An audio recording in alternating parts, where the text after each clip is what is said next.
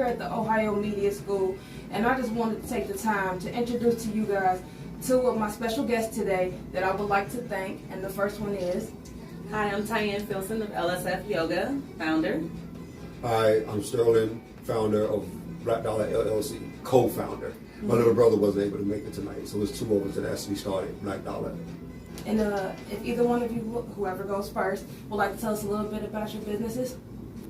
All right, I'm happy to. So LSF Yoga was essentially a brainchild of mine that came out of my initial love for just overall fitness and wellness initiatives. I had this passion within me for quite some time to go through yoga teacher training, and I wasn't sure what I wanted to do with it, but the deeper I got into the training, the more that I knew that I wanted to deliver it to others. So LSF stands for Love, Strength, and Fitness, and for me, it really represents all the ways that yoga can really help just nourish us as individuals and even as a community. And so love is self-love, strength is really more about mental strength, and then the fitness is the physical aspect of it. Definitely, I like that. And how about you? We started Black Dollar because we noticed, I noticed, a quick background is I'm from South Carolina. And down south, we tend to stick together a lot more. I got here and I noticed that it was a divide.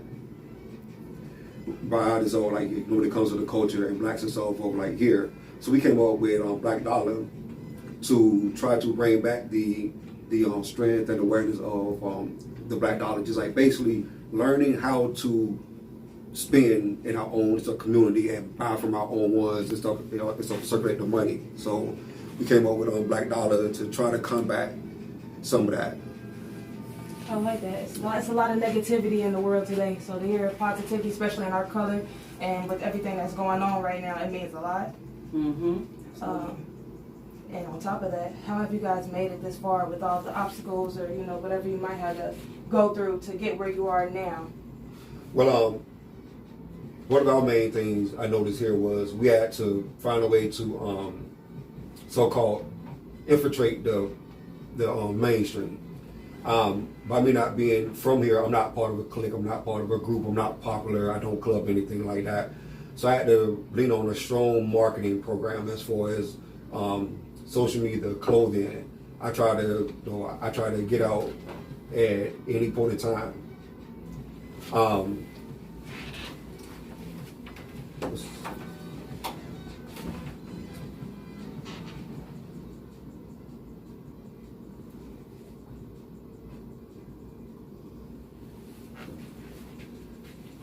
Sorry about that, guys.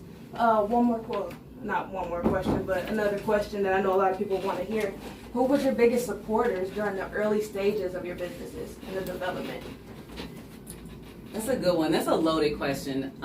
I would say, first and foremost, I think knowing that you have a strong network of like family, friend units, things like that have had your back or been by your side for a long time helps to give you some of that strength to overcome and to rise past fear and things like that. And, even as a parent, you want to be your best as a parent and show up and be a really good example. And so there's so many things that can motivate you and that can drive you. But I will have to say hands down that my husband sitting next to me has been the biggest. He doesn't let me feel fear, or if I do feel fear, he's like, dust that off and keep it moving.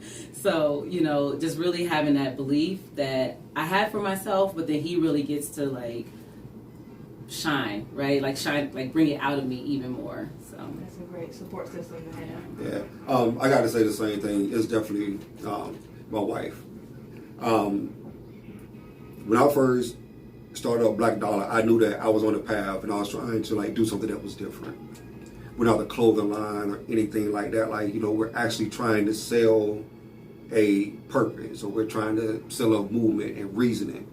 When you're doing that, it takes a lot of time and a lot of effort because you're trying to combat things that people have learned for like all these years and and different things like that. And I give my wife all of the credit because she dealt with my grumpiness, attitude, sleepless nights, working, just like the chaos. So like having a strong foundation, home front, makes it easier whenever you're trying to start a business, but it's still hard at the actual business because then like you actually got to find a way to balance home and a business now, which is its own set of troubles and its own learning ground. So, did you guys think, like, where you're at now, did you guys imagine this when you first started? Like, the impact that you have?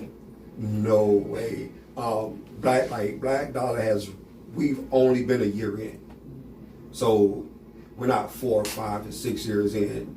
I just got this mentality of when I say go, I go, and I don't know how to let up. I don't know, how to fail and stuff. So, I definitely not in a year would I remotely think that I would be doing a podcast for one, setting up at Kroger, and and not only that, but actually being out in spaces and actually seeing our product on, and everything. So, definitely not.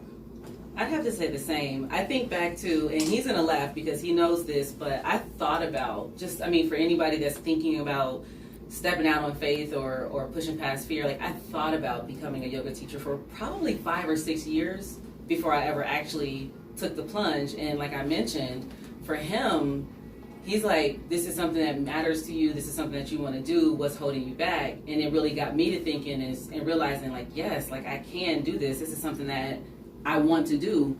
So I thought about something for 5 or 6 years, and then suddenly I said yes. And that was just over 2 years ago, almost 3 years ago now. And here we are today, sitting here having a conversation with you. Like he mentioned, we met, being able to be, as a vendor within Kroger, having opportunities come that you wouldn't have expected in such a short amount of time is actually pretty incredible. And one final question for you guys. Is there any advice that you think you could give anyone that's starting to open up their own business? And where could people contact you guys if they wanted some merchandise or wanted to get in contact with you guys? I would tell anybody that wants to open up their own business, first thing I would tell them is do your research on what it is that you want to do. If you want to be a successful business owner, you have to do the research on the business that you want to go into because every business is not the same.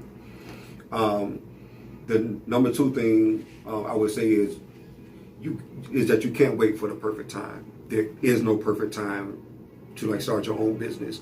Right now is the perfect time. In the morning is the perfect time.